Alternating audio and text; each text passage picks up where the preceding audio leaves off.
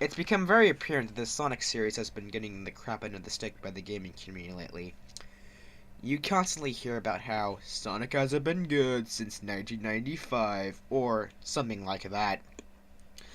Biased critics like Egoraptor and game trailers love to pull stupid and invalid arguments out of their anal cavity just so they can crap on this series for the stupidest of reasons.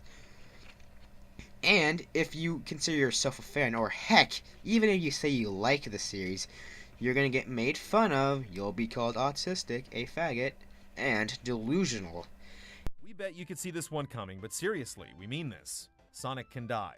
We don't need to hear about how Sonic Generations and Sonic Colors are actually pretty good. These are delusions.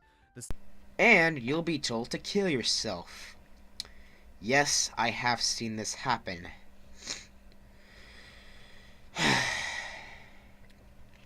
This quite honestly saddens me, as I really do love the series. Sure, it isn't perfect. Sega has released some very crappy games lately. But people go way too far with this. Even when it's a spin-off, people go way too far. Of course, thanks to Egoraptor and people like him, it's become now the cool thing to hate on Sonic. Thank goodness for guys like Nick on Aqua Magna, some call me Johnny, and the Great Clement, to name a few, who fight off the stigma. So hey, why not I join the party too? So, I thought it'd be a good idea to do a retrospective on the main canon Sonic games, in particular Sonic 1 to Sonic Generations. So, not only would this give me the opportunity to look at both strengths and weaknesses of the Sonic series, but I also thought it would just be something, fun to do. Of course, since I do have a lot to say about this series, and I do mean a lot, expect to see me also do other reviews in between the retrospective. So, without further ado, enter Sonic 1. There's been a lot of discussion on what makes a Sonic game work. Oftentimes you hear people say it's all about the speed. Sometimes you hear people say it's about the platforming. Other times people say exploration. But then there are those few people that say it's a mixture of all those elements. I'm one of those people. However, you don't ever really hear people discuss about how all these three elements are executed, as it's really more about that. For me and many others, the Genesis Sonic games had mostly a perfect balance of these elements. Sonic 1 laid the groundwork for the future Sonic games, and since it had a good idea of what it wanted to be, it was overall a very well made first game in the series, but it wasn't without its issues.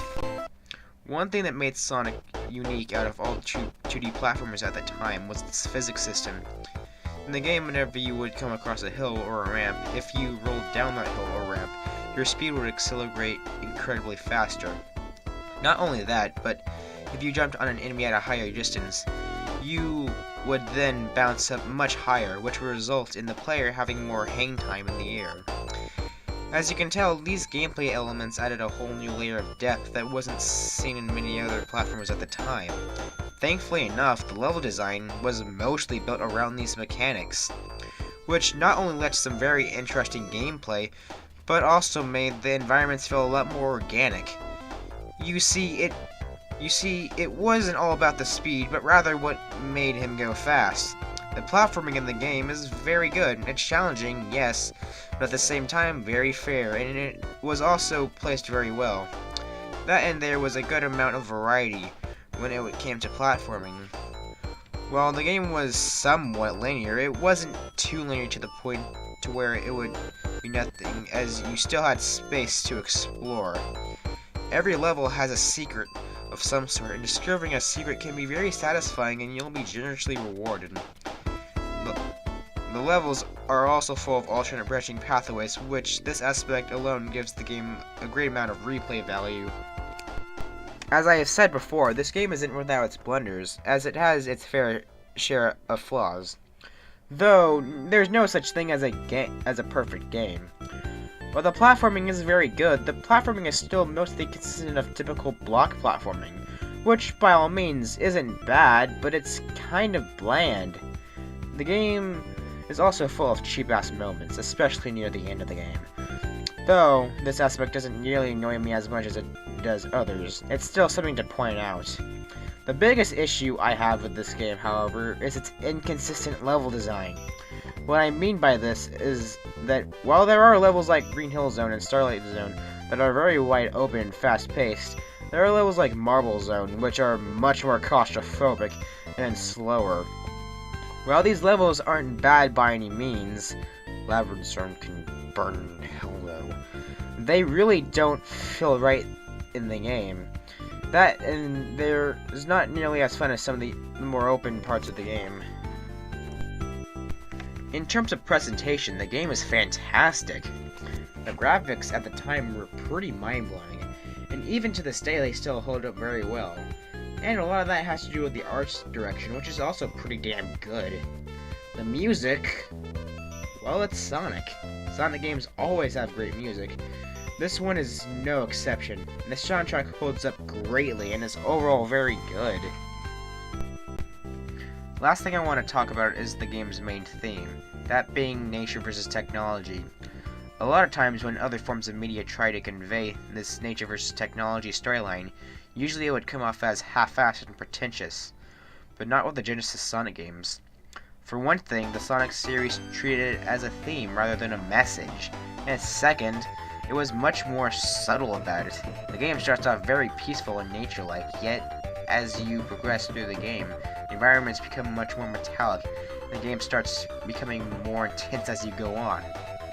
Then, you get to Scrap Brain Zone, which is a technological hellish wasteland. It's probably the most intense part of the game. Yet, as hellish and intense as the final levels are, the level preceding them, Starlight Zone, is very relaxed and peaceful, and as a result, pretty much prepares you for the final challenge.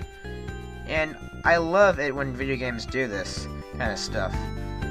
The theme of nature versus technology is something that the Sonic games after Sonic 1 would build off of, with Sonic CD being one to perfect it. But I'll save that for when I get to Sonic CD. While Sonic 1 does have its problems, it still does hold up to this day and is a very well made game. The best part about this though is that this game set the groundwork for the future games in the series, which would base themselves off of, and was overall the beginning of something wonderful. Next time on this retrospective, we'll be looking at Sonic CD,